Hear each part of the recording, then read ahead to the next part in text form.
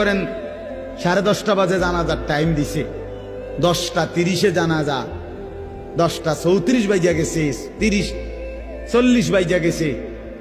কিছু মানুষের এই পরিমাণ অস্থিরতা, এই মিয়া টাইম টেবিল ঠিক রাখো না, কইলা 10:30 জানাজা, 10টা মিনিট ওভার হয়ে গেছে, কতক্ষণ খাড় করায় রাখবা? মানে উনি ব্যস্ত, ওনার এই 10 মিনিট সময় নাই।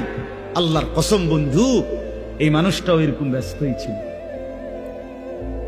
যে মানুষটার জানাজা হচ্ছে এখন, যার লাশ এখানে শোয়ানো, এই লোকটাও এমন ব্যস্তই ছিল। তার হাতেও একদিন সময় ছিল না। আজ গোটা পৃথিবী সব আগার জায়গায়, এই বেচারা শুধু নিস্তব্ধ।